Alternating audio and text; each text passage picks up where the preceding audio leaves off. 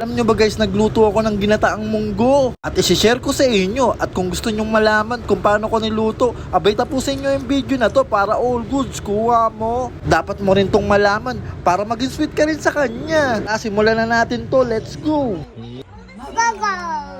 Yo, what up? Kumusta kayo? Aking kabuhat nagbabalik. Ngayong araw na to ay magluluto tayo ng ginataang munggo. Kaya tara, samahan nyo ako. Let's go! Ito naman yung mga sangkap na gagamitin natin. May asukal na puti tayo dyan at optional lang po yan. Pwede rin tayong gumamit na asukal na pula. Meron din tayong munggo. Depende po sa inyo kung gaano kadami po ang lulutuin nyo. At gagamit din po tayo ng Alaska iba. Alaska? Baka naman! Gagamit din tayo ng Jolly, Coco Milk, Gata at any brand. Pwede. Siyempre, ang di mawawala, ang malagkit. Balik kalahating kilo lang po ang lulutuin ko. Ang una kong gagawin ay nagpainit lang ako ng kawali. Tapos yung mainit na nga yung kawali, nilagay ko na tong munggo. Hahalu-haluin ko lang to. Sa ganun ay maluto din yung nasa ibabaw. At para hindi na rin masunog, dapat po ay nasa mahinang apoy lang.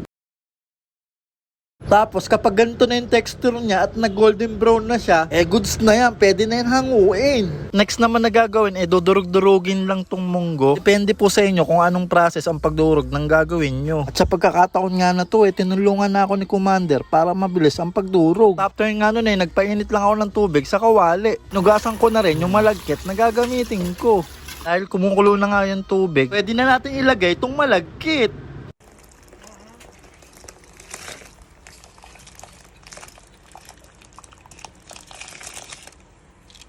Nailagay ko na nga itong malagkit, halu-haluin ko lang to.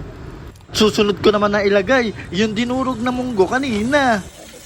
At hahalu-haluin ko ulit to at hahayaan ko lang maluto yung malagkit. Dahil sa kumukulo na nga siya at medyo lumambot na rin yung nilagay nating malagkit, di na tayo maglagay ng asukal. At sa paglalagay naman po ng asukal, depende po kung gaano karami yung lulutuin nyo. Bali tansyahan na lang po. Syempre tikman nyo rin po kung okay na sa inyo yung tamis. Dapat sakto lang yung tamis para hindi nakakaumay. Yung asukal na puti na nilagay ko optional lang po yun. Pwede din po kayo maglagay ng asukal na pula. Tuloy-tuloy lang po yung paghalo natin. Sa ganun, hindi masunog yung nasa ilalim. Grabe, nakakamiss yung mga ganitong pagkain. Dati sa probinsya ko lang to napapanood lutuin. Okay, next ko naman na ilalagay itong gata niya. Bali, ilalagay ko na po itong lahat. At sakto na to sa kalahating kilo na niluto natin na malagkit.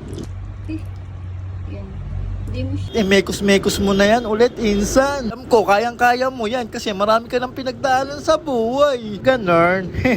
Alam nyo ba guys, sobrang favorite ko to. Anytime na makakita akong may tindang ganito, talagang bumibili ako. Sa pagkakataon na to, medyo paluto na yung malagkit natin. At patuloy lang natin siya lulutuin. Dahil kumukulo na siya, di na natin ilagay itong Alaska Evap. Bali, uubusin ko na to.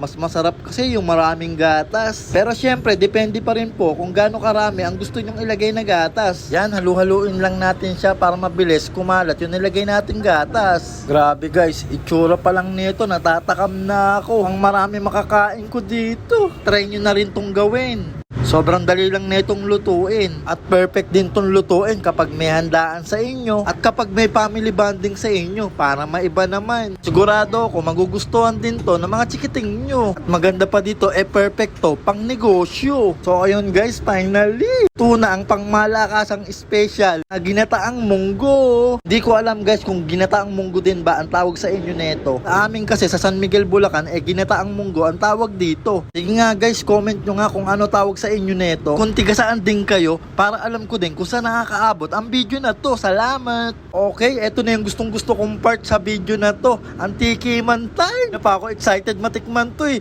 Tara, ipo-check na natin yan. Pura pa lang guys, mukha na siyang masarap. Okay, first bite. Hipan muna natin, mainit pala.